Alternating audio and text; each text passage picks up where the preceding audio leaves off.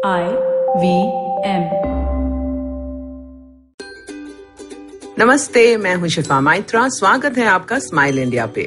ये वो पॉडकास्ट है जहां आपको मिलते हैं समाचार जिन्हें सुनते ही आप कहोगे भाई वाह। शुरू करते हैं मुंबई से, जहां एक होनहार युवक ने कैट के एग्जाम में अच्छे नंबर पाकर IIM लखनऊ में जगह हासिल की है। आप सोचेंगे कि ये तो आम बात है, पर ये खास है क्योंकि यश गांधी बचपन से सेरेब्रल पॉल्सी और डिस्लेक्सिया से पीड़ित है। आज वो 21 साल का है, पर स्कूल से ही माँ बाप के हौसले से वो अपने आप को ताकतवर मानता है। एग्जाम वो नहीं लिख पाता तो उसके लिए कोई लिखता है, पर मुंबई की लोकल ट्रेन में वो सफर कर लेता है। वो ठीक से बोल नहीं पाता, पर अपनी बात वो समझा देता है। जिस भी जगह जाता है रौनक लगा देता है। उसे गणित से पहले डर लगता था, पर धीरे धीरे मेहनत कर उसने इस विषय में भी महारत पा ली। क्योंकि वो अच्छे कॉलेज जाना चाहता था, इसलिए उसने 2 साल पहले से एग्जाम की तैयारी शुरू की।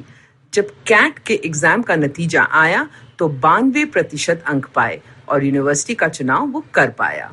IIM लखनऊ में दाखिला पाकर उसे अच्छा लगता है और ऑनलाइन क्लासेस शुरू कर ली हैं।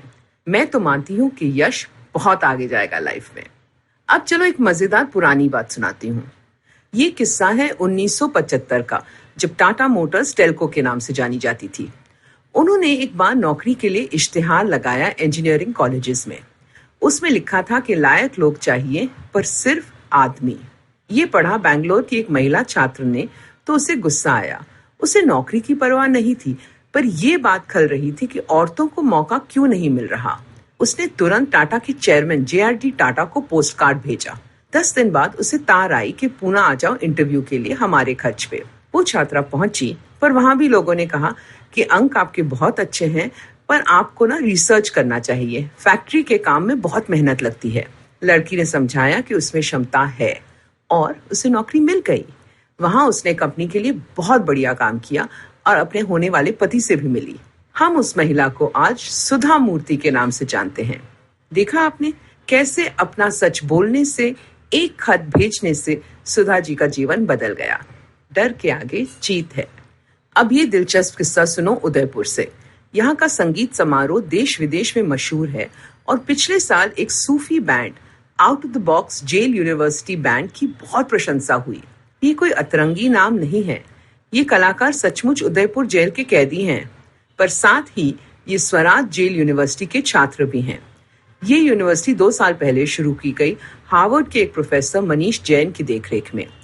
उन्हें कुछ आर्ट ऑफ लिविंग की टीचर्स से पता चला कि जेल में काफी कलाकार हैं, तो मनीष जी ने जेल के सुपरिंटेंडेंट से जाकर बात की। सुपरिंटेंडेंट को भी लगा कि कैदी अगर कुछ सीख सके जो आगे उनके काम आए तो क्या हर्ज है। मनीष और उनके साथियों ने आना शुरू किया, कैदियों से दोस्ती की, उनकी रुचि और काबिलियत समझी और शुरू हुई ये बिना कैंपस की यूनिवर्सिटी। अब यहाँ अपनी क्षमता के अनुसार बंदी सीखते हैं। संगीत क्लास होती है, जाने माने कलाकार आते हैं सिखाने। रिकॉर्डिंग स्टूडियो भी है, कला और चित्रकारी का डिपार्टमेंट है, कंप्यूटर ग्राफिक्स का सेक्शन है, फिल्म मेकिंग भी सिखाई जाती है, ऑर्गेनिक खेती सिखाई जाती है, ब्यूटी पार्लर और बाल काटने की कला के लिए भी जगह है। जल्द ही आर्किटेक्चर डिपार्टमेंट खुलेगा। जेल में बंद पेंटर्स ने तकरीबन 40 बड़े बड़े चित्र बनाए हैं दीवारों पर और जल्द ही राजस्थान की सबसे बड़ी खुली आर्ट गैलरी यही होगी। पूरा माहौल बदल गया है और कैदियों को अपना आत्मसम्मान लौटता दिख रहा है। सही विकास इसे कहते हैं। इस वायरस के टाइम पे सभी इम्यूनिटी बढ़ाने में लगे हुए हैं। शीजा काजमी, एक इवेंट मैनेजर, भी घर बैठे इसी खोज में थी। उसकी 5 साल की बेटी है जिसे पौष्टिक चीजें स्वादिष्ट नहीं लगती। शीजा ने खुद इस विषय पे सीखना शुरू किया। पता चला कि मेघालय की लाकडोंग हल्दी सर्वश्रेष्ठ है, तो वो मंगवाई। साथ ही किसानों से उत्तम दर्जे की दालचीनी, सौंठ और काली मिर्च खरीदी। घर पे ही अलग अलग तरह के ब्लेंड्स बनाए। जब उसकी बेटी और पति ने मजे से उसका बनाया हुआ हल्दी वाला दूध पिया तो वो खुश हो गई। कुछ दोस्तों को भेजा तो उन्होंने बताया कि इसे गर्म पानी में भी डालकर पियो तो बहुत अच्छा लगता है।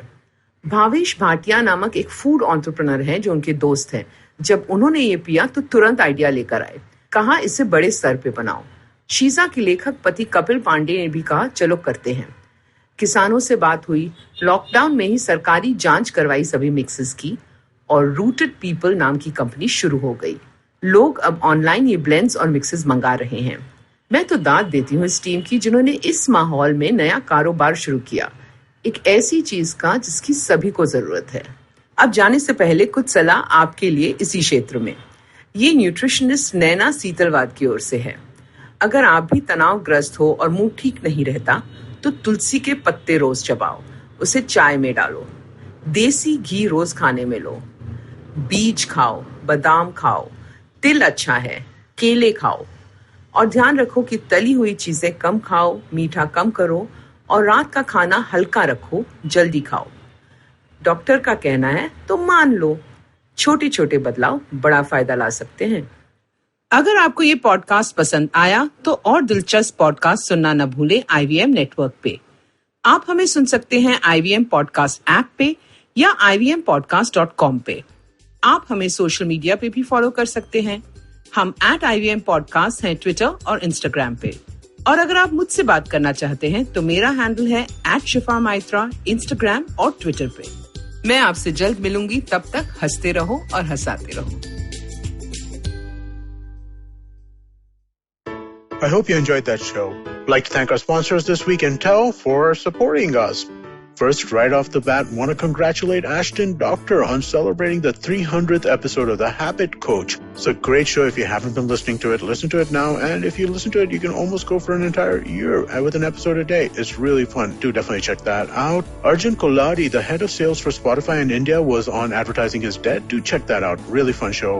On Cyrus Says, we had Sumit Basu, the author, fantasy author, one of my favorites. Definitely do check that out. It was Utsav Memorial Week this week on the IVM network. He was on Cyrus Says Cock and Bull on Thursday. He was on Litnama and, of course, his own podcast, Postcards from Nowhere. Do check that out. And one last note before we go.